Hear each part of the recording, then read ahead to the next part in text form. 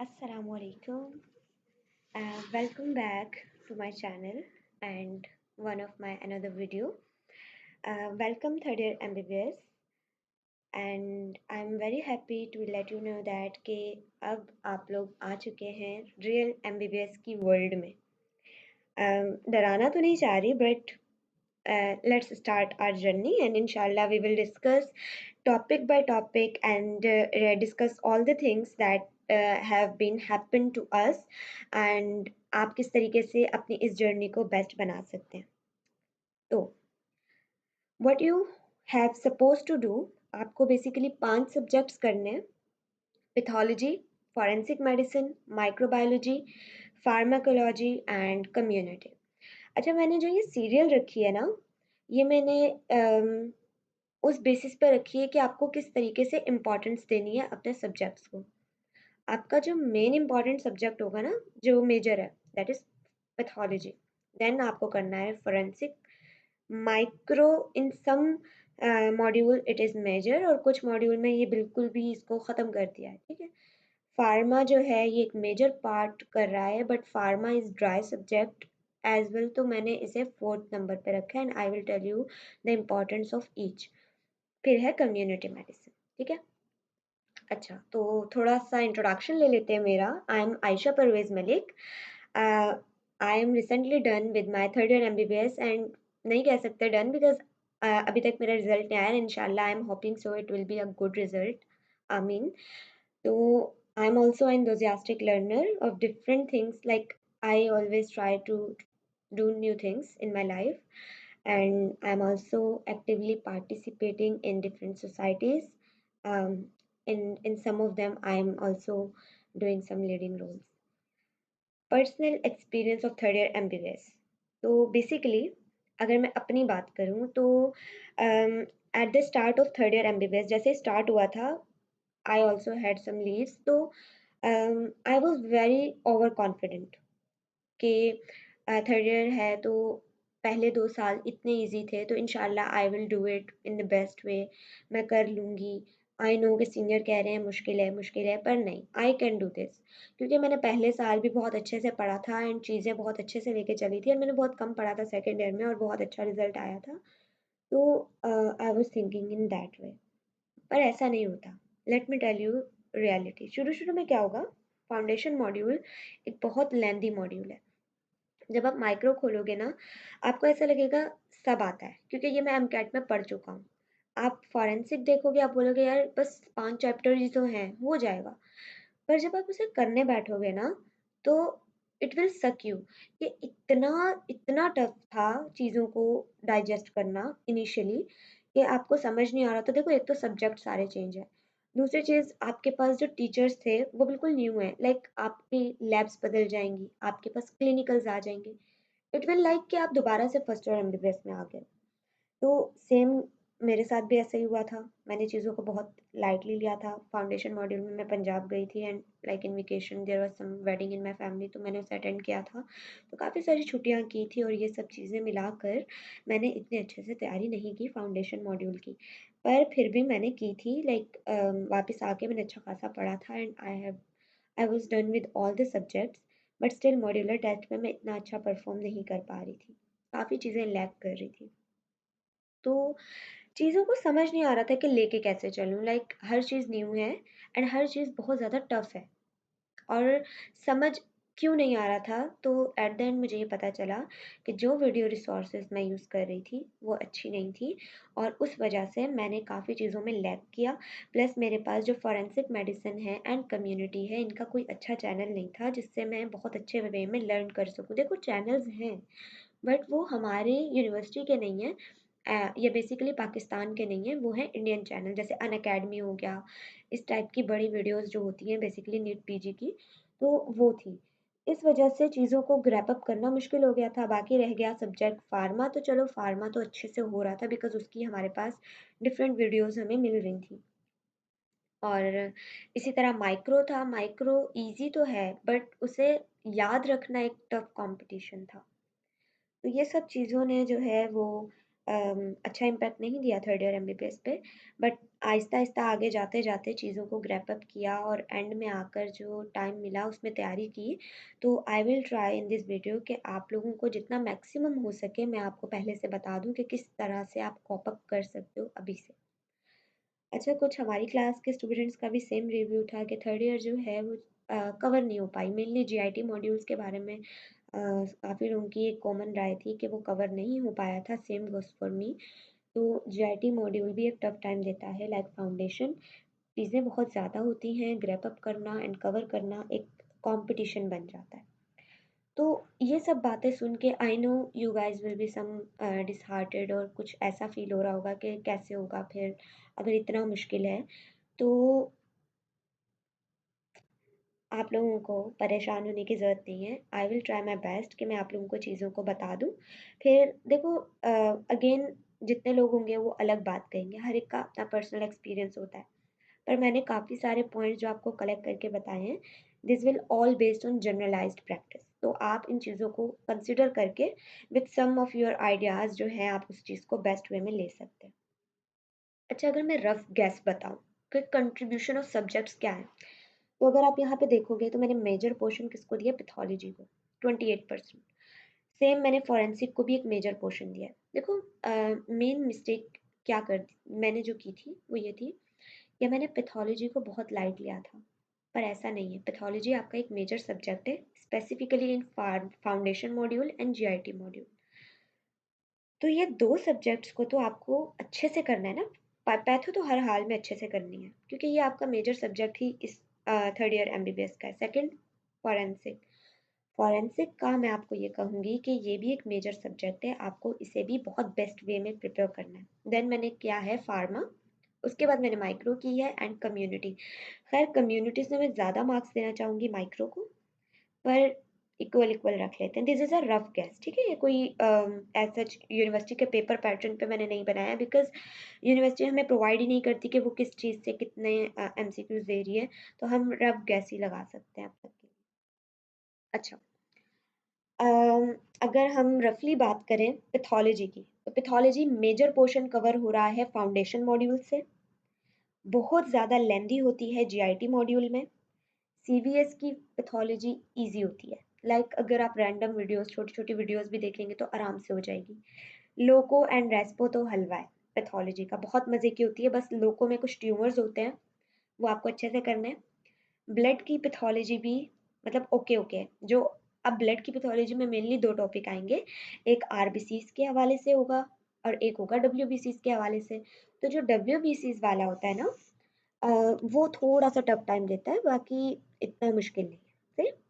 ये एक मैं आपको एक जनरलाइज्ड आइडिया दे रही हूँ एंड इंशाल्लाह मैं आगे आपको एक एक टॉपिक बुक एंड गाइड करूँगी चीज़ें।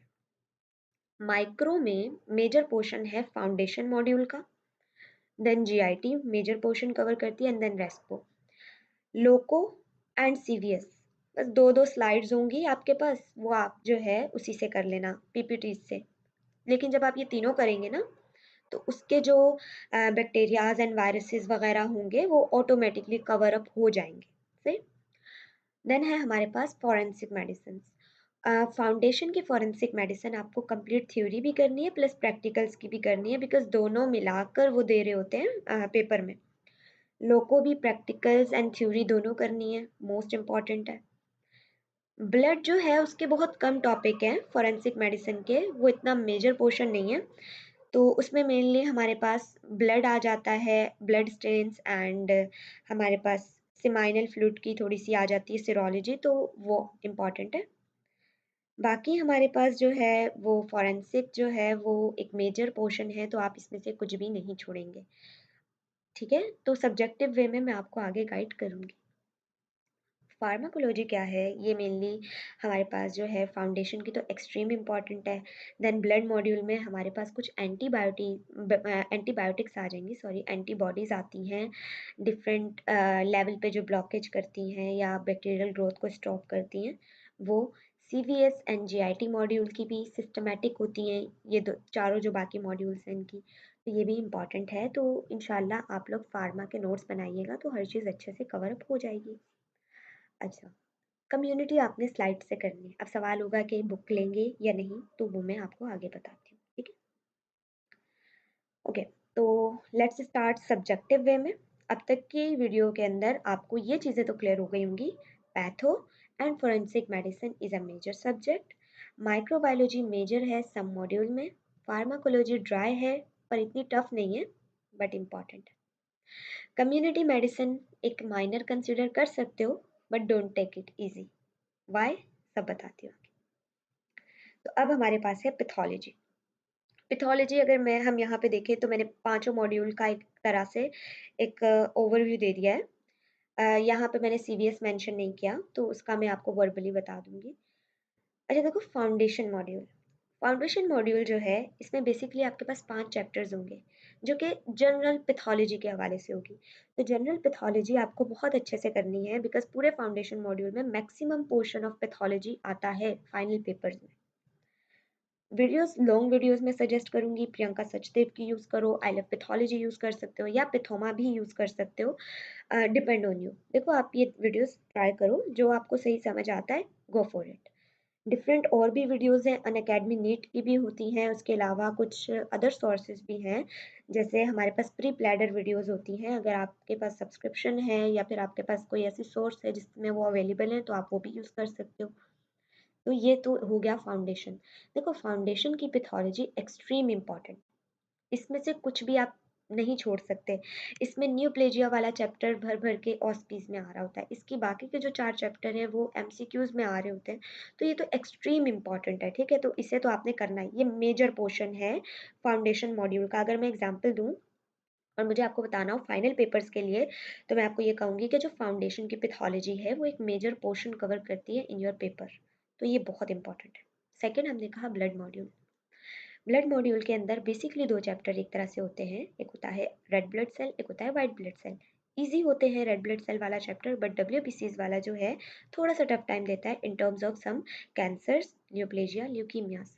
तो I will suggest long videos, again Unacademy Priyanka Sachdev, या फिर जो वीडियोस आपको सूटेबल लग रही हैं अकॉर्डिंग टू इट, तो वो आप यूज़ कर सकते हो। थर्ड है हमारे पास लोकोमोटर। लोकोमोटर मॉड्यूल बहुत ईजी है, यूट्यूब की रैंडम वीडियोस भी देख सकते हो आप लोग पैथोलॉजी के लिए, प्लस इसमें एक टॉपिक है ट्यूमर्स के हवाले से जो कि एक्सट्रीम इंपॉर्टेंट है, बोन ट्यूमर्स, तो वो तो आपको हर हाल में अच्छे से करना है, ठीक है। और नेक्स्ट है हमारे पास रेस्पो मॉड्यूल। रेस्पो मॉड्यूल जो है वो हमारे पास बहुत ईजी है, आप शॉर्ट वीडियोस देख सकते हो, यूट्यूब देख सकते हो, प्लस आप इसमें बुक रीड भी कर सकते हो, बहुत ईजी है। Lastly but not the least, GIT. GIT रुलाता है, एक्सट्रीम लेंदी है, एंड तक ख़त्म होने का नाम ही नहीं लेता। लाइक लिटरली हम वाइवा दे रहे थे एंड वाइवा तक हम सब यही कह रहे थे कि यार जीआईटी कवर होने का नाम ही नहीं ले रहा, बिकॉज जीआईटी में ना एक तो पूरा जीआईटी सिस्टम है, गैस्ट्रोइंटेस्टिनल ट्रैक, उसके पूरे कैंसर्स, उसकी पूरी डिफरेंट थिंग्स जो कि उसमें आ रही हैं, प्लस उसमें लीवर का पोर्शन भी आ जाता है, पेनक्रियास भी आ जाता है एंड गॉल ब्लैडर भी आ जाता है। तो ये सारी चीज़ें मिलाकर इसमें इतने ट्यूमर्स आ जाते हैं, इतने ट्यूमर्स आ जाते हैं कि ये टफ हो जाता है हमारे लिए सारी चीज़ों को याद रखना। तो इसलिए ये थोड़ा सा एक लेंदी पोर्शन है। इसके लिए मैं ये सजेस्ट करूँगी कि आप लोगों ने एक दूसरे के साथ मिलकर पढ़ना है, डिस्कशन करें और जितना हो सके लॉन्ग वीडियोस देखें और उसे मेमोराइज़ करें, चीज़ों को ग्रैप अप करें, मेमोराइज़ करें और बुक रीड करने की आदत डालें। क्योंकि अगर आप पैथोलॉजी रॉबिन से रीड कर लेते हो एक बार भी, तो आपके लिए इरफान मसूद को समझना बहुत आसान हो जाएगा। अच्छा मैं सीवीएस का बता दूँ, सीवीएस में बेसिकली 2 तरह के चैप्टर आएँगे, एक आएगा ब्लड वेसल्स के हवाले से, दूसरा आएगा हार्ट के हवाले से। दोनों ही इतने ज़्यादा टफ नहीं हैं, दोनों बहुत ईज़ी हैं। ब्लड वेसल्स के अंदर एक टॉपिक आएगा जिसमें हमारे पास डिफरेंट चेंजेज़ होंगी in blood vessels like tumour वगैरह, एंड अगेन हार्ट के अंदर भी हमारे पास सेम रोमैटिक हार्ट डिजीज़ेज़ आ जाएँगी एंड सम ट्यूमर्स आएँगे, तो वो इम्पॉर्टेंट है। तो ये तो एक तरह से जनरल ओवरव्यू हो गया, ठीक है। अच्छा, एरिया ऑफ फोकस क्या है कि आप कैसे कर सकते हैं? देखो, एक तो सबसे पहली चीज़ आपने लेक्चर्स देखने हैं, लॉन्ग वीडियोस देखें। पर्सनल सजेशन अगर मैं दूँ तो लॉन्ग वीडियोस इसलिए कह रही हूँ ताकि आपके पास कॉन्सेप्ट अच्छे से बन जाए। सेकंड, आप ग्रुप डिस्कशन करें, एक दूसरे को समझाएं, एक दूसरे से सीखें। It will be quite helpful for you to remember all the things, क्योंकि चीज़ों को ग्रैब अप करना मुश्किल हो जाता है। प्रैक्टिस करें, जितना हो सके एमसीक्यूज प्रैक्टिस करें, क्योंकि always practice will make you perfect. Books आपने कौन सी यूज़ करनी है? बुक्स आपने यूज़ करनी है long book basis of pathology, not basic, ठीक है? बेसिस ऑफ पैथोलॉजी यूज़ करनी है रॉबिन्स की। And short book Irfan Masood भी यूज़ कर सकते हैं एंड पथौमा भी यूज़ कर सकते हैं। अच्छा, ले एक बात मैं आपको बता दूँ, इरफान मसूद सेम बिल्कुल वैसे ही आपको लुक देगी जैसे आपके पास होती है ना फिजियोलॉजी की आप शॉर्ट बुक यूज़ करते थे, सेम वैसी ही होगी। लेकिन अगेन वही चीज़ है कि अगर आप फिजियोलॉजी की लॉन्ग बुक पढ़ते थे तो फिर आपको शॉर्ट बुक इतने अच्छे से समझ आती थी। Same goes for Irfan Masood.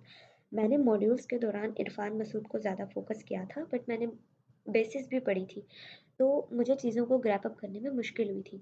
अगर आप शुरू से लॉन्ग वीडियोस देखते हैं एंड देन इरफान मसूद पढ़ते हैं एंड कुछ टॉपिक को एज अ गो थ्रू कर लें रॉबिन से बेसिस से भी, तो इंशाल्लाह it will be quite helpful. I know कि बेसिस बहुत टफ होती है, बेसिस के अंदर बहुत बहुत बहुत डिटेल है। मैंने कई टीचर्स को बोलते हुए सुना है कि वो पोस्ट ग्रेजुएट लेवल तक भी बेसिस को यूज़ करते हैं। तो आपको बस अपने टॉपिक से स्टिक रहना है। कोशिश करें जो टॉपिक आप पढ़ें टॉपिक वाइज स्टडी करें और अपने ही टॉपिक को बस पढ़ें एंड स्टडी गाइड को ज़रूर गो थ्रू करें ताकि चीज़ों को आप ग्रैप अप कर सकें। देखो, मैं इसलिए आप लोगों को ये बताना चाह रही हूँ कि बुक रीड कर लें बिकॉज़ इरफ़ान मसूद के काफ़ी सारे points to the bullet point होते हैं, क्योंकि आपको सारे याद करना मुश्किल हो जाता है, लेकिन अगर आप एक बार बेसिस से पढ़ लेंगे ना, तो आपको चीज़ों को याद रखना आसान हो जाएगा। आगे पिथौमा है, पिथौमा अगर आप पढ़ रहे हैं तो आप पिथौमा की वीडियोज़ देख सकते हैं, तो it will be helpful for you as well. बाकी जो स्टेप्स के लिए पढ़ रहे होते हैं उनके लिए पिथौमा ज़्यादा अच्छी है। सही। तो होप सो कि आपके पास जो है पैथोलॉजी के टॉपिक्स आपको एंड हो गए होंगे। अगर मैं थोड़ा-सा रैप अप करूँ तो मैंने आपको सिंपल सा कहा, बुक आपको यूज़ करनी है बेसिस। आपके पास जो होंगी शॉर्ट बुक वो हो सकती है इरफान मसूद या फिर पिथौमा, दोनों यूज़ नहीं करें तो बेहतर है, एक के साथ स्टिक रहें और उसी को अच्छे से करें। और बाकी कुछ एक्सेस पॉइंट होते हैं स्लाइड में तो वो क्लास के अंदर ही देख लें, नोट डाउन कर लें तो अच्छा है, क्योंकि टाइम नहीं बचता स्लाइड्स को पढ़ने का एट द एंड। आगे चलते हैं हम माइक्रोबायोलॉजी के बारे में। वैसे तो माइक्रोबायोलॉजी एक पार्ट ही है पैथोलॉजी का, लेकिन इसके अंदर हमारे पास कुछ चीज़ें मैं आपको बताऊँगी। जैसे बुक आपको यूज़ करनी है लेविन्सन, जो कि लॉन्ग बुक होती है, बेस्ट बुक होती है। पर्सनली मैं सजेस्ट करूँगी लेविन्सन। शॉर्ट बुक है इंस्टेंट माइक्रो, ठीक है? तो इंस्टेंट माइक्रो जो है अगर आपको लेना है तो आप ले सकते हैं, नहीं भी लेंगे तो मोर देन इनफ है लेविन्सन। लेविन्सन के एंड में ना समरीज़ होती हैं। लाइक अगर मैं आपको पर्सनल एक्सपीरियंस बताऊँ तो मैंने लॉन्ग बुक से ही पढ़ा था। सिर्फ़ इम्यूनोलॉजी वाला चैप्टर है वो मैंने इंस्टेंट से किया था, बाकी मैंने कोई भी टॉपिक इंस्टेंट माइक्रो से नहीं किया था। मैंने लेविन्सन पढ़ी थी। लास्ट डे पे ऐसा था कि सारा रिवाइज़ तो ऑब्वियसली नहीं हो सकता, काफ़ी सारी चीज़ें थी, तो मैंने बस जो एंड में समरी होती है ना वो पढ़ी थी। एंड ट्रस्ट मी 6 से 7 एमसीक्यूज़ आ गए थे समरी से। तो देख लो, बाकी डिपेंड ऑन यू। मैंने पर्सनल एक्सपीरियंस भी बता दिया, ये भी बता दिया। देखो, जो इंस्टेंट माइक्रो है असल में वो लेविन्सन के ही पॉइंट्स होते हैं, जो कि उन्होंने लिखे होते हैं। अब जैसे लेविन्सन में कोई चीज़ रिपीटली हो रही है, बता रहे हैं वो, इंस्टेंट में उन्होंने टू द पॉइंट लिखा है, लेकिन वर्डिंग सब कुछ लेविन्सन वाला है। तो अगर कोई स्टूडेंट जो है वो यूज़ करना चाह रहा है इंस्टेंट माइक्रो, तो वो ये नहीं सोचे कि लेविन्सन नहीं पढ़ रहा तो बहुत बड़ा मिस हो रहा है, तो ऐसा भी कुछ नहीं है, ठीक है? काफ़ी चीज़ें कवर हो जाती हैं, बट वो बात है कि लॉन्ग बुक पढ़ने वालों का थोड़ा ज़्यादा फ़ायदा हो जाता है। वीडियोज़ जो हैं, देखो स्केची बेस्ट है, लाइक स्केची यूज़ ज़रूर करो। मैंने बहुत एंड में की थी क्योंकि आई वाज़ लाइक कि मुझे नहीं याद होगा। तो गलती मैं ये कर रही थी, मैं डायरेक्टली स्केची देख रही थी, जो कि ऑब्वियसली चीज़ों को आप स्टार्ट से कर रहे हो तो स्केची से बेहतर ये है कि आप कोई यूट्यूब लॉन्ग वीडियोज़ देख लो। अनअकैडमी नीट की 6-6 घंटे की वीडियोज़ हैं इस पे। एक और चैनल है डॉक्टर प्रकाश, आई थिंक इस तरह से ना, डॉक्टर संतोष इस टाइप का कोई। तो उनके पास भी हमारे पास जो है वो अम, हैं, हमारे पास जो लॉन्ग वीडियोज़ हैं तकरीबन 6-6 घंटे की वीडियोज़ हैं। तो अगर आप वो देखते हैं, एग्ज़ाम्पल अभी फ्री हैं तो आप देख सकते हैं ऑब्वियसली। तो उसके बाद अगर आप स्केची देखते हैं या आप कोई भी टॉपिक पढ़ रहे हैं उसकी कोई और वीडियो यूट्यूब पे देख के देन स्केची देखेंगे, sketchy will help you in remembering all the points. देखो, वीडियो जो है वो कॉन्सेप्ट बना देगी, बट स्केची जो है वो आपको याद करवाएगी। लाइक उसकी जो पिक्टोरल फॉर्म है ना, वो माइंड में रह जाएगी और आप चीज़ों को ग्रैप अप करेंगे। और आप मतलब अगर आप भूल भी जाएंगे तो एट द एंड आप बस वो पिक्चर्स देख के बता सकते हैं कि हाँ ये चीज़ें कवर हो रही हैं एंड मेरे माइंड में ये सब है। तो I will highly highly recommend sketchy, ठीक है? तो आपने ज़रूर करनी है। देन अगेन वही चीज़ है, एमसीक्यू सॉल्व ज़रूर करना है, ज़रूर करना है, ज़रूर करना है। कहाँ से करना है? आप कर सकते हैं क्रैक एमबीबीएस से कर सकते हैं, आप मेडेंगल यूज़ कर सकते हैं, या फिर डिफरेंट बुक्स होती हैं कि मैंने तो खैर पर्सनली ये दोनों यूज़ किए थे, मेडेंगल एंड जो है क्रैक एमबीबीएस। आप बाकी अगर सोर्सेज आपके पास अवेलेबल हैं वो भी यूज़ कर सकते हैं, प्लस माइक्रोबायोलॉजी के हर चैप्टर के एंड में कुछ एमसीक्यूज़ होते हैं, आप वो भी सॉल्व कर सकते हैं साथ साथ जब जब पढ़ रहे हैं।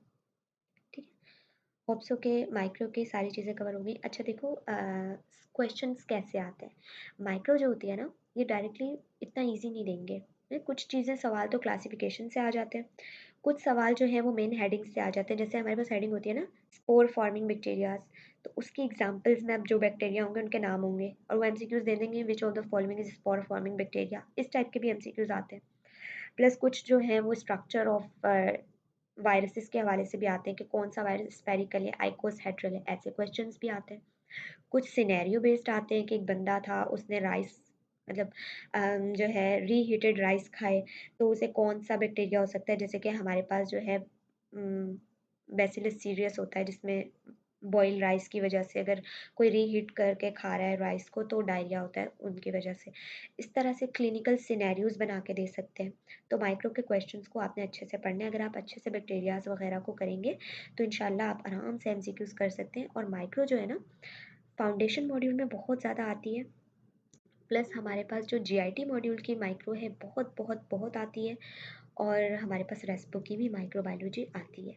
तो माइक्रोबायोलॉजी को आपने बहुत अच्छे तरीके से करना है। बेसिकली ये इम्पॉर्टेंट टॉपिक है, मलेरिया वगैरह में भी ये बहुत भर भर के आ रहा होता है। ऑस्पीज भी आती है हमारे पास, एक एक स्टेशन पेपर 3 एंड पेपर 4 दोनों में आ रहा होता है, और इम्पॉर्टेंट है, ऑब्वियसली चीज़ है, और ऐसे ऐसे क्वेश्चंस भी आ रहे होते हैं। तो आई विल सजेस्ट कि अगर आप 11th से कर रहे हैं तो जो बोल्ड लेटर है ना, जैसे एक कैप्सूल के अंदर होगा क्विलिंग रिएक्शन, वो हमारी ऑस्पी में आ गया था। उन्होंने बाकायदा चीज़ें पूछी थी कि क्विलिंग किस तरह आप डिटेक्ट करेंगे कि किसी बैक्टीरिया के ऊपर कैप्सूल है या नहीं है। तो हम क्विलिंग रिएक्शन करते हैं, उसमें होता क्या है, कैप्सूल स्वेलअप हो जाता है। तो इस वो थोड़ा बोल्ड लेटर में लिखा हुआ था, तो इससे हमें थोड़ा मतलब चीज़ों को ग्रैप अप करो, इतना टफ नहीं है इंशाल्लाह। स्मार्ट स्टडी करो, चीज़ों को ग्रैप अप करो तो इट विल बी इजी। अच्छा, देन आते हैं बदनाम ज़माना चीज़ पे, फॉरेंसिक मेडिसिन। अच्छा देखो, मेरे पर्सनल एक्सपीरियंस में आई लव्ड फॉरेंसिक मेडिसिन। क्यों? क्योंकि मैंने शुरू से पारिक को पढ़ा था। इंडीड के इतने सारे एमसीक्यूज़ अच्छे नहीं निकले, बट चीज़ों को एक लर्निंग करना भी होता है ना। लाइक मेरे जितने भी फॉरेंसिक मेडिसिन के स्टेशंस थे ना, मेरे बहुत बेस्ट गए पेपर में। क्यों? मैंने हमेशा से पारिक पढ़ी थी, और मैंने शॉर्ट बुक बहुत मतलब बहुत यूज़ ना करने के बराबर यूज़ की थी। और दूसरी चीज़ ये है कि फॉरेंसिक मेडिसिन ना, देखो पहली चीज़ हम डिवाइड करते हैं, फॉरेंसिक मेडिसिन 2 चीज़ों पे बेस करेगी। एक होगा जूरिस्प्रूडेंस, दूसरा पार्ट होगा टॉक्सिकोलॉजी। जूरिस्प्रूडेंस में हम लोग मेनली डिस्कस करेंगे मेडिसिन्स में लॉ के बारे में, कि अगर किसी को डेथ हो रही है, जैसे एस्फेक्सियल डेथ है, हेनेटोलॉजी है, डेथ के बारे में स्टडी, ऑटोप्सी होती है, पोस्टमार्टम कैसे होती है उसके बारे में, पोस्टमार्टम चेंजेस कैसी होती हैं। तो ये सारी बातें तो हमारे पास आ जाएंगी फॉरेंसिक मेडिसिन में। टॉक्सिकोलॉजी में हम सारे पॉइजन्स के बारे में पढ़ते हैं। तो पहले तो अगर मैं फाउंडेशन मॉड्यूल के बारे में बताऊं तो उसमें एक है जनरल टॉक्सिकोलॉजी, जिसमें जनरली बात करेंगे। देन आपके पास जो सिस्टम्स आएंगे ना, जैसे रेस्पो है तो रेस्पिरेटरी पॉइजन्स आएंगे, जीआईटी है तो जीआईटी रिलेटेड पॉइजन्स आएंगे, और सीवीएस है तो कार्डिक रिलेटेड पॉइजन्स आएंगे। फिर आपको पॉइजन्स पढ़ने हैं। तो हम अगर बात करें कि सिंपल फॉरेंसिक मेडिसिन की, तो फॉरेंसिक मेडिसिन बहुत इजी सब्जेक्ट है, उसको आपने पारिक से ही करना है, जितना हो सके पारिक से करना है। बिकॉज जब आप पारिक से पढ़ेंगे आपका कॉन्सेप्ट बिल्डअप होगा, आपके माइंड में स्टोरी आएगी। देखो फॉरेंसिक मेडिसिन ऐसी नहीं है कि आपको उसको कोई वीडियो देखना बहुत ज़रूरी है, आप उसकी बुक को भी आराम से पढ़ोगे ना तो आपको बहुत सारे पॉइंट्स क्लियर होंगे। प्लस अगर आपके डॉक्टर जवेरिया का लेक्चर है तो स्किप मत करना, doctor Javeria is a best teacher. Indeed सारे टीचर्स बेस्ट होते हैं, बट हमारी परसेप्शन होती है कि हम कुछ को ज़्यादा अच्छे से कैचअप कर सकते हैं। तो doctor Javeria was the best teacher for forensic medicine. तो जो टॉपिक वो लेंगी वो तो स्किप करने की ज़रूरत ही नहीं है, ठीक है। आपने लेक्चर लेना है। सेकंड चीज़, बुक रीड करनी। बुक रीड जब आप अच्छे से करेंगे ना तो चीज़ें आप ग्रैप अप करेंगे, काफ़ी सारी चीज़ें आप डाइजेस्ट कर लेंगे बुक रीडिंग से ही। और आप रैंडम वीडियोस भी देख सकते हैं, अनअकैडमी की भी कुछ वीडियोस हैं, बट फॉरेंसिक मेडिसिन की पर्सनली इतनी अच्छी कोई वीडियो नहीं मिली मुझे। एक लिंक आई थी एट द एंड प्री प्लैडर की, जिसमें फॉरेंसिक मेडिसिन था, तो इंशाल्लाह मैं आप लोगों को वो सारी सेंड करूँगी। मैंने उसे स्टोर किया हुआ है आप सबके लिए, और विद इन अ डे इंशाल्लाह मैं आप लोगों को वो सारी मटेरियल्स जो हैं वो एग्ज़ाम ग्रुप में शेयर करवा दूँगी, प्लस आपके जो बैच 27 का ग्रुप है उसमें भी। तो उसमें कुछ लेक्चर्स हैं, पर अगेन वो इंडियन लेक्चर्स हैं, तो उसमें आपको काफ़ी सारी चीज़ें जो हैं वो अपनी स्लाइड से करनी पड़ेंगी।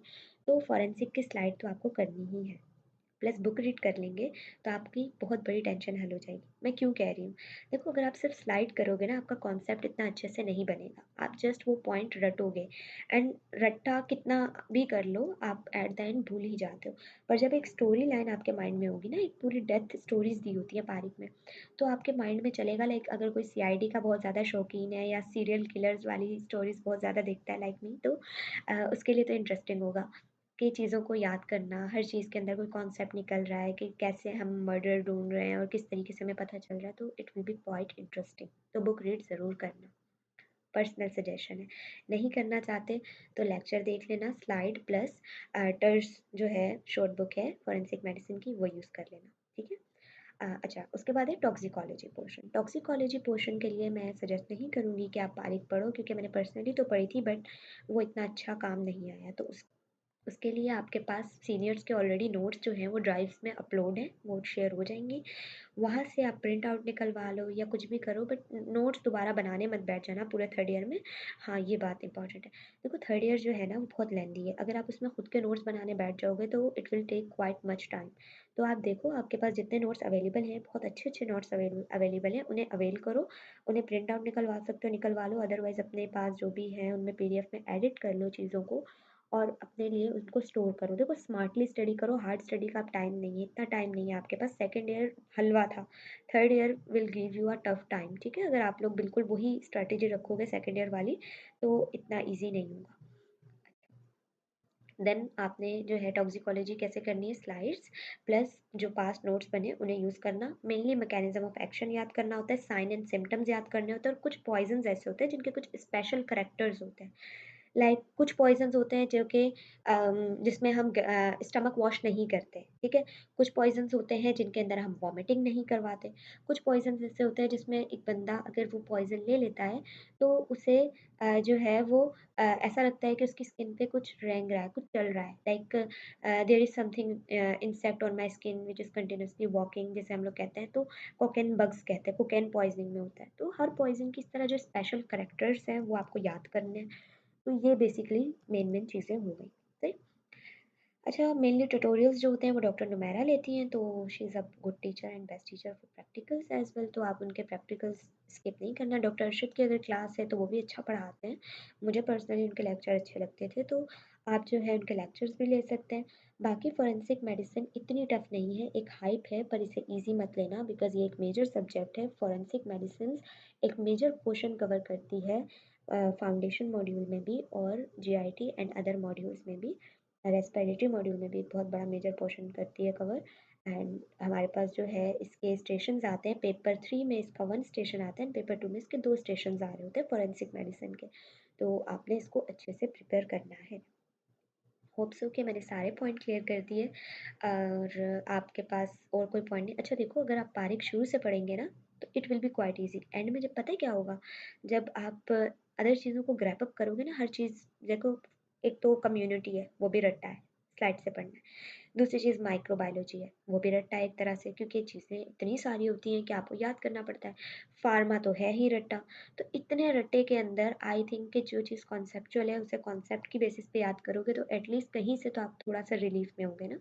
एंड में ये होगा कि आप बहुत पैनिक कर जाओगे कि मैंने पारिक नहीं पढ़ी, अब कैसे होगा, पेपर नहीं निकलेगा। देखो पेपर निकल जाता है, आपको सबसे पहले तो टेंशन नहीं लेनी होती, इतना ज़्यादा आप स्ट्रेस आउट हो जाते हो पेपर के दौरान के आप काफ़ी सारी चीज़ें गलत कर लेते हो। सेम गोज़ फॉर इट, आपको हर टीचर यही कहेगा कि लॉन्ग बुक पढ़ो, पारिक पढ़ो, फिर एंड में बोलेगा दूसरी बुक। देखो 80% पेपर पारिक से आ रहा होता है, बाकी का जो 20% है मेनली स्लाइड वगैरह वाली चीज़ें। स्लाइड ज़रूर करना, ये मत छोड़ देना कि तारीख कर रहे हैं तो स्लाइड छोड़ देंगे, नहीं, स्लाइड फिर भी करनी है।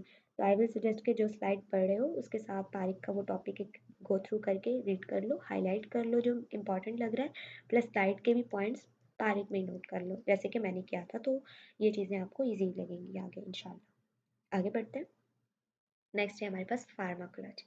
देखो फार्मा जो है ना, अगर आप इसको पढ़ो, लाइक अगर मैं अपना बताऊँ तो मैंने एक चैनल था, I don't remember the name, इंशाल्लाह आई विल शेयर इट।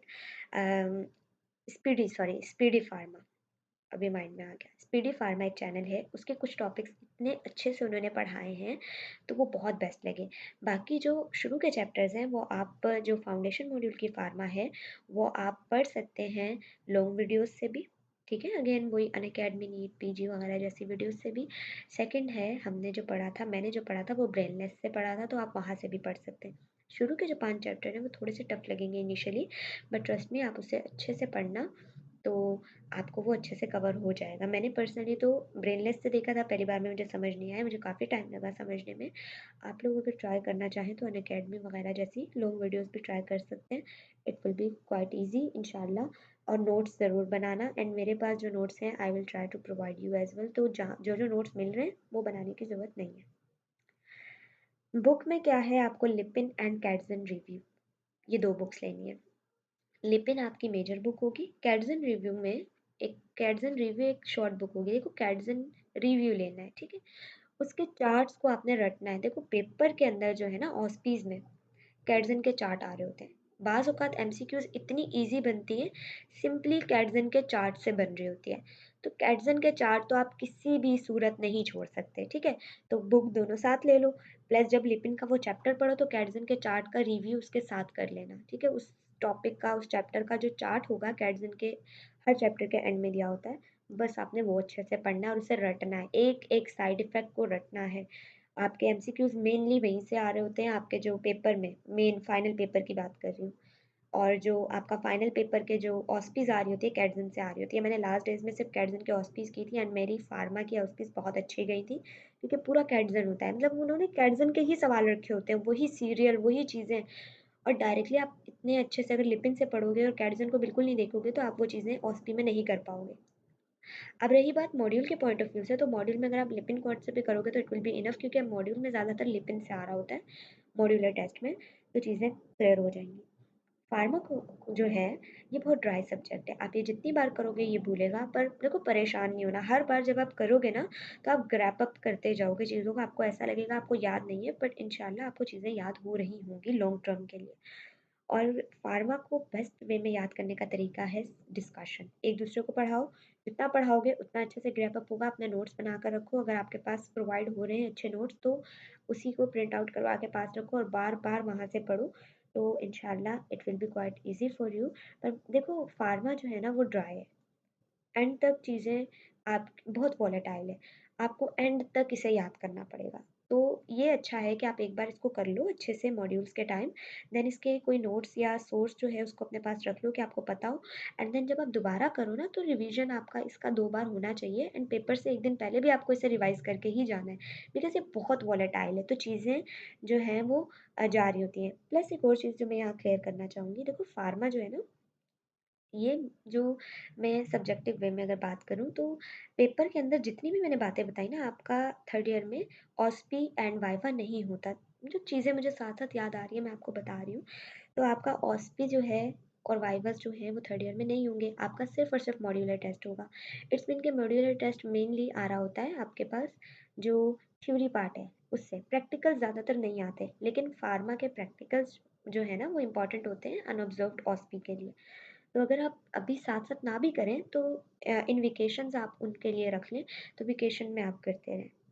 दूसरी चीज़ जो इम्पोर्टेंट है वो ये है कि फार्मा जब आप करेंगे ना, तो आपको पता चलेगा कि स्लाइड के अंदर कुछ एक्सेस ड्रग्स हैं, तो उनके पीछे इतना परेशान होने की ज़रूरत नहीं है, वो इतनी इम्पोर्टेंट भी नहीं होती, ना ही वो पेपर में इतनी आती है। पेपर में मोस्ट कॉमन ड्रग्स आती हैं। तो जो मैंने गलती की थी, मैं जो है उसके पीछे भी पड़ गई। मुझे स्लाइड्स भी करनी है, मुझे जो है लिपिन भी करना है, मुझे कैटज़न भी करना है। तो इतना ज़्यादा खुद को बर्डनाइज़ मत करो, लिपिन एंड कैटज़न इनफ है। अगर कोई 1-2 ड्रग वहाँ पे है भी इधर-उधर से, तो वो पेपर में नहीं आती, ठीक है? मेनली लिपिन एंड कैटज़न वाली ही आ रही होती है, तो आप इसी पे कॉन्संट्रेट करो। हाँ, अगर ये हो जाता है and you have very much excess time, तो कर सकते हो, पर आई थिंक कि ऑलरेडी इतना सारा सिलेबस है और वो सब याद भी नहीं रहेगा। जो जितना एक्सेस करोगे ना वो याद भी नहीं रहता। मेन मेन चीज़ों को पहले ग्रैप अप करो, फिर एक्सेस की तरफ जाना, ठीक है? बाकी एमसीक्यूज प्रैक्टिस करो जितनी कर सकते हो। फार्मा के हर चैप्टर के एंड में 10-10 एमसीक्यूज होते हैं, उन्हें सॉल्व ज़रूर करना, पास्ट पेपर सॉल्व करना, तो इंशाल्लाह it will be easy for you. Okay, तो अब हम डिटेल बात करेंगे कम्युनिटी मेडिसिन के बारे में। सबसे पहला सवाल ये होता है जो मुझसे पूछा गया, क्या बुक लेनी है या नहीं? देखो, मैंने तो ली थी। मैंने इसलिए ली थी क्योंकि मुझे ये पता है कि टिल द एंड मैं रिग्रेट करूँगी कि बुक में पता नहीं ऐसा क्या है जो मैं नहीं करूँगी, या ऐसा कुछ, क्योंकि हमारे टीचर्स ने हमें कहा था कि अगर आप बुक नहीं पढ़ेंगे तो वी आर नॉट श्योर कि you will able to pass the test और नॉट, बिकॉज़ हम लोग बहुत ज़्यादा कॉन्सेप्चुअल एमसीक्यूज़ बनाएँगे। तो ये सब बातें थी, एंड तो इस वजह से मैंने बुक ली थी, प्लस मैंने उसे पढ़ा भी। लेकिन देखो, एट द एंड मुझे ये बात समझ आई कि बुक में आप बहुत कुछ सीखते हो, बहुत सारी डेफिनेशंस, बहुत सारी चीज़ें आप सीख सकते हो जो कि ऑस्पी में इंपॉर्टेंट है। मगर एमसीक्यूज़ के अंदर मेरी इतनी हेल्प नहीं हुई बुक से, जिसके कुछ रीजंस थे कि मैंने बुक तो पढ़ी, लेकिन देखो मेन एमसीक्यूज़ आ रहे थे सारे स्लाइड से। तो आपने क्या करना है, अगर आपके पास टाइम है आप बुक पढ़ सकते हो। आप बुक अगर लेना चाहते हो तो ले लो, सेव लाइन के लिए अपने पास रख लो, एंड जो टॉपिक आप कर रहे हो स्लाइड से उसे एक बार बुक से देख लो, क्योंकि उससे आपका एक थीम बन जाएगा कि आपको चैप्टर वाइज पढ़ना है और ये टॉपिक इस चैप्टर में आ रहा है। लाइक अगर मैं सिंपल बात करूँ, हमारे पास एक टॉपिक है, public health and health system. ये पूरा एक टॉपिक, एक पूरा ब्लॉक है। तो इसके अंदर हमारे पास तकरीबन 5 स्लाइड आ रही होती हैं, जो कि हेल्थ एजुकेशन, हेल्थ सिस्टम के हवाले से ही है। तो वो पाँचों स्लाइड अगर आप बुक से देखोगे तो आपको लगेगा हाँ ये टॉपिक वाइज़ है, तो आप टॉपिक वाइज़ पढ़ोगे। जहाँ आपको स्लाइड से समझ नहीं आ रहा, आप बुक खोल के देख सकते हो एक्स्ट्रा पॉइंट्स। तो ये चीज़ आपको अच्छे से चीज़ों को ग्रैप अप करने में हेल्प कर सकती है। अगेन बहुत बड़ी बुक है ये, और आप नहीं पढ़ सकते इतना ज़्यादा इसे। तो डिपेंड ऑन यू, लेनी है या नहीं लेनी। तो भी मैंने फ़ायदा भी बता दिया कि अगर आप लोगे तो आपको इसमें पिक्चर्स मिल जाएँगी जो कि ऑस्पीज़ में आ रही होती हैं। दूसरी चीज़, आप इसे लोगे तो आपको थोड़ा-सा आउटलाइन का आइडिया हो जाएगा। तीसरी चीज़ मैंने बताई, एमसीक्यू सारी की सारी आ रही होती है स्लाइड से, तो आपको स्लाइड तो अच्छे से रटनी है। अब स्लाइड में क्या रटना है, देखो कम्युनिटी मेडिसिन मेनली हमारे पास कंट्रीब्यूशन बताती है हेल्थ केयर टीम की कम्युनिटी की तरफ फॉर द प्रिवेंटिव डिजीज़, मतलब डिजीज़ को प्रिवेंट करने के लिए ये प्रिवेंटिव मेजर्स के हवाले से काम करती है। तो आपको मेनली इसकी primary prevention, secondary prevention, tertiary prevention के बारे में पढ़ना होता है। फिर आपको कुछ स्ट्रैटेजीज़ पढ़नी होती हैं जो कि आप टेक पार्ट की होती हैं, जैसे कि कुछ स्ट्रैटेजीज़ हैं जो कि गवर्नमेंट ने ली उन प्रॉब्लम्स को सॉल्व करने के लिए, या फिर आपको जो है डब्ल्यूएचओ की डेफिनेशंस को रटना होता है, ठीक है? तो इसमें बेसिकली ज़्यादातर डेफिनेशंस हैं, देन आपके पास कुछ प्रिवेंटिव मेजर्स हैं, देन आपके पास सम एक्स्ट्रा मेजर्स हैं जो कि स्पेसिफिकली अगेंस्ट सम डिजीज़ ली गई। जैसे कि डायरिया के खिलाफ एक डिजीज़ है, जैसे डायरिया एक तरह से, उसके खिलाफ हमारे पास क्या है, मदर एंड चाइल्ड हेल्थ की एक मेजर ली गई। लॉन्ग टर्म डायरिया को प्रिवेंट करने के लिए मदर एंड चाइल्ड हेल्थ जो है उस पे फोकस किया जाए। तो इसी तरह हमारे पास जो है एक और बात है कि हमारे पास किसी कम्युनिटी के अंदर अगर फैटल रेट है, मतलब कि जो न्यू बोर्न है, न्यूनेटल डेथ रेट अगर ज़्यादा है, तो हम कहते हैं कि वो economically and socially developed country नहीं है, मतलब वो पुअर डेवलप्ड कंट्री है। तो कुछ पैरामीटर्स यूज़ करते हैं हम फॉरेंसिक मेडिसिन में ऐसे। अब है तैयारी कैसे करें? देखो, जो फॉरेंसिक मेडिसिन है ना, बेसिकली इसकी कोई आपको अच्छी वीडियो तो मिलेगी नहीं। आप इसका लेक्चर्स ही ले सकते हैं टीचर्स से। अगेन उससे भी हर चीज़ कवर नहीं होगी। तो आपको स्लाइड पढ़नी पड़ेगी, तो इसका अभी एज़ सच कोई हल है नहीं मेरी माइंड में।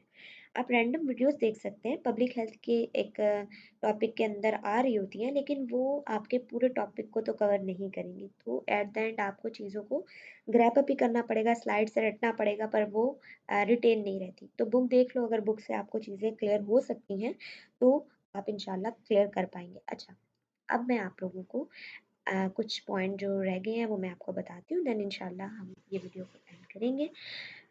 देखो, आपको सबसे पहले मेजर सब्जेक्ट्स को करना है, देन माइनर की तरफ तवज्जो देनी है। Forensic medicine, pathology, micro, pharma, इन चारों को अच्छे से ग्रैप अप करना है। कम्युनिटी मेडिसिन का डेली एक टॉपिक करो, एक दूसरे को समझाओ, एक दूसरे से सुनो, इट विल बी ईजी।